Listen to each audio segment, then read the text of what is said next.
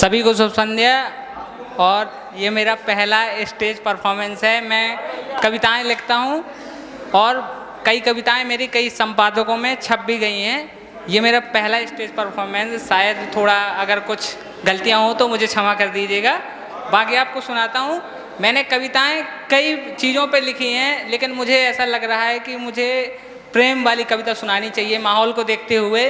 तो स्टार्टिंग में क्या होता है, जब सब लोग एक नई उम्र में बढ़ रहे होते हैं, तो जैसे किसी को कोई लड़की पसंद आती है तो वो अपने दोस्त से कहता है। मैंने उसी के ऊपर एक कविता लिखी थी, तो मैं आप सबको सुनाने जा रहा हूँ। जो भी गलतियाँ मुझे बता दीजिएगा, क्षमा कर दीजिएगा।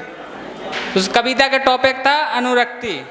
अब स्टार्टिंग में एक लड़का अपने मित्र से कहता है कि वो लड़की कैसी है, तो उसके ऊपर एक कविता थी कि ये वहम हैं या हवाएं हैं, ये वहम है हवाएं हैं, ये जुल्फें हैं या घटाएं हैं, ये रंग ये रूप ये छाँव ये धूप, ये बहते हुए बादल ये खिलता हुआ काजल, ये हवा में लहलाती बेल रूपी अदा, झूमे ऐसे हो जाएं सब फिदा, इस आबो हवा में डूबे बगैर कोई रह नहीं सकता, मत पूछो मुझसे अब मैं कुछ कह नहीं सकता।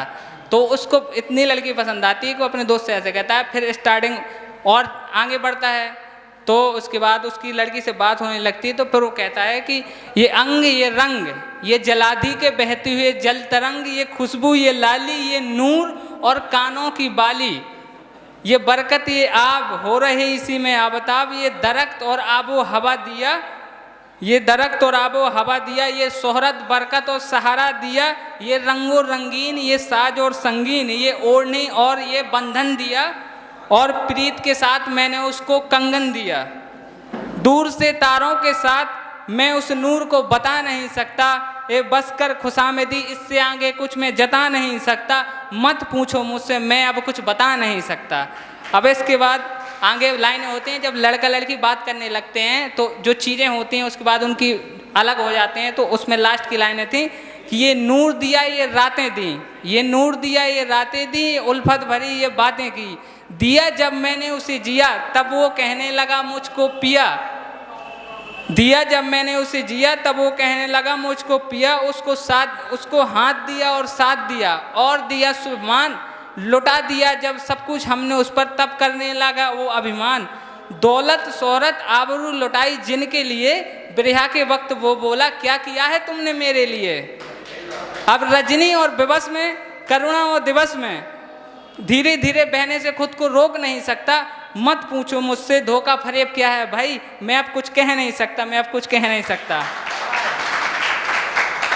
एक और मेरी कविता थी जो मित्रता में धोखा दे देते हैं उन लोगों के लिए मैंने कविता लिखी थी, जो आजकल प्रचलन हो गया है। दोस्ती सबको अच्छी नहीं मिलती है, बहुत लोगों को बुरे दोस्त मिलते हैं जो धोखा दे देते हैं। तो मैंने उनके ऊपर एक कविता लिखी थी, तो वो कविता के शीर्षक था निरर्थक। जब आपकी दोस्ती टूट जाती है किसी से तो आप तरह की बातें करते हैं लेकिन उनका कोई मतलब नहीं रहता, आपको धोखा दे के चला ही गया है। तो उसकी कविता थी कि बादल गरजे जब आसमान में चुप रहने का मतलब क्या, बादल गरजे जब आसमान में चुप रहने का मतलब क्या, जहाँ गरजना था तुमको ना गरजे तो मतलब क्या, करते हो कटी पतंग सी बातें ऊपर चढ़ने का मतलब क्या,